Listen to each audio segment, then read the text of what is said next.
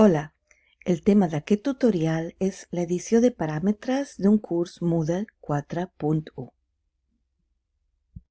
Bé, aquí seleccionarem un curs, estic els meus cursos en destacats i agafaré aquest curs de frases fetes i refranys i veurem els paràmetres. Quan cliquem en curs estem dins del curs i per establir els paràmetres hem d'anar al costat on posar paràmetres i aquí ja tenim els paràmetres del curs. Tenim el general, aquí tanco tot. Al general es troba la següent informació, el nom complet del curs, que això no podem modificar nosaltres, sinó que l'administrador de Moodle de l'escola posa els noms i el nom curs del curs. Veieu aquí, el nom complet del curs apareix al capdamunt de totes les pàgines del curs i també a la llista de cursos.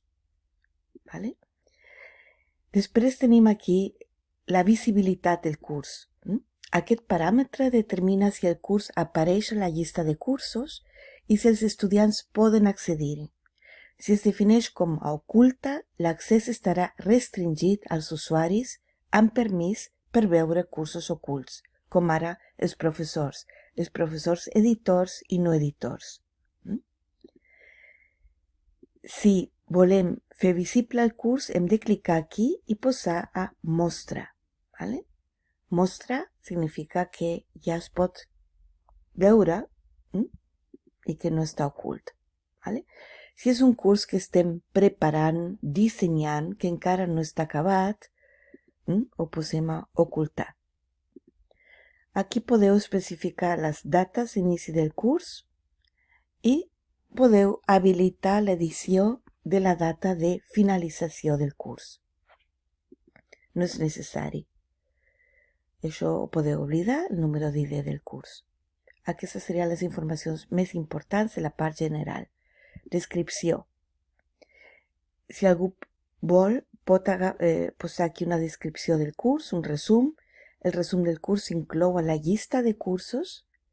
Quan se cerca un curs, aquesta cerca no només es fa pel nom, també s'hi inclou el text del resum del curs.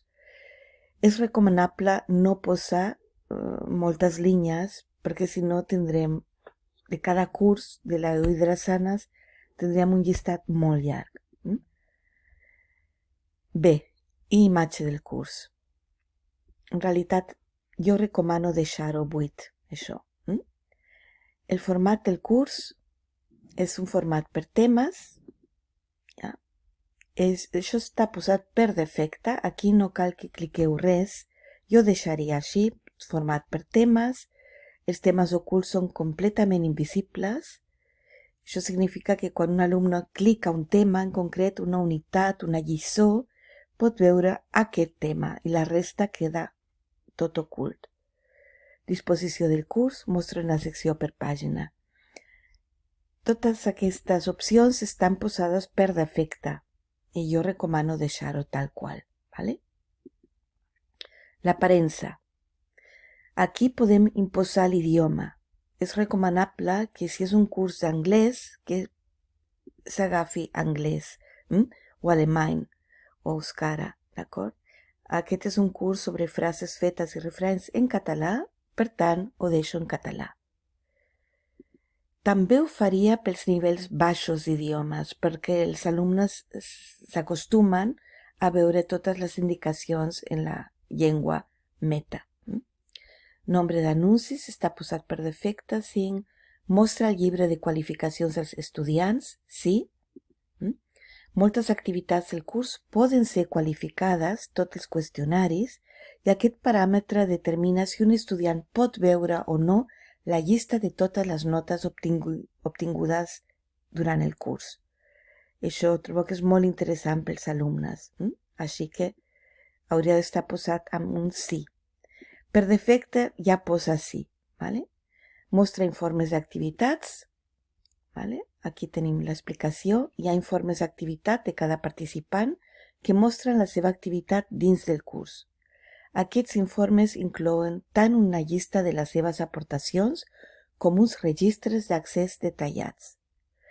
Els professors també o sempre tenen accés a aquests informes per mitjà d'un botó visible a la pàgina del perfil de cada usuari.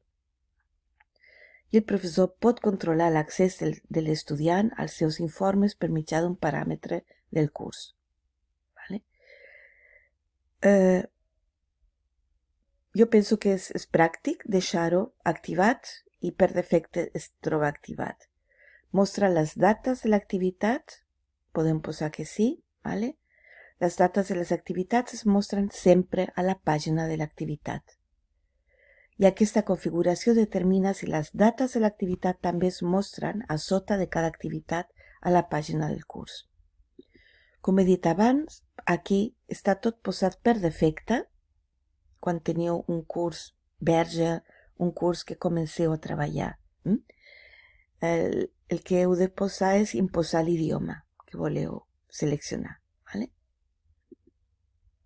Àrea de fitxers, la mida màxima de càrrega de fitxers dels alumnes són 2 MB.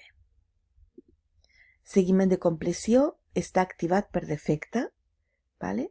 I això és interessant, habilita el seguiment de la compleció i un cop activada es poden establir condicions de compleció de l'activitat, als paràmetres concretes de l'activitat o les activitats, ja? I o es poden establir condicions de compleció del curs. Es recomana tenir-la habilitada. D'aquesta manera es mostraran dades significatives a la vista global del curs, al tauler. I aquí tenim també activat per defecte les condicions de compleció de l'activitat. Les condicions de compleció de l'activitat sempre es mostren a la pàgina de l'activitat concreta. Aquest paràmetre determina si les condicions de compleció de l'activitat també es mostren a sota de cada activitat a la pàgina del curs. Bé, els grups. Mode de grups, sense grups, o grups separats, grups visibles, com vulgueu. Imposa el mode de grup, sí o no, ¿vale? Si es força el mode de grups, el mode de grup del curs s'aplica a cada activitat del curs. Aleshores, els modes de grup de cada activitat no es tenen en compte. Agrupament per defecte, cap. I aquí tenim el següent punt dels paràmetres són els canvis de nom del rol. Això no cal modificar-ho, però si algun en lloc de gestor o creador de cursos, professorat, editor, etc., vol modificar, o en lloc d'alumnat vol posar estudiant, es pot modificar aquí. I les etiquetes, introduir etiquetes, aquí si hem introduït etiquetes determinades, es poden afegir aquí. Però com veieu, no cal posar-ho. Bé, la gran majoria dels paràmetres del curs ja estan posats per defecte. El que és interessant és seleccionar l'idioma que voleu tenir durant el curs. Des els canvis i visualitza.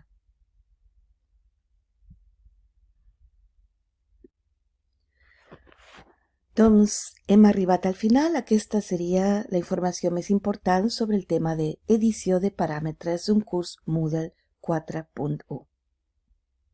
Adeu.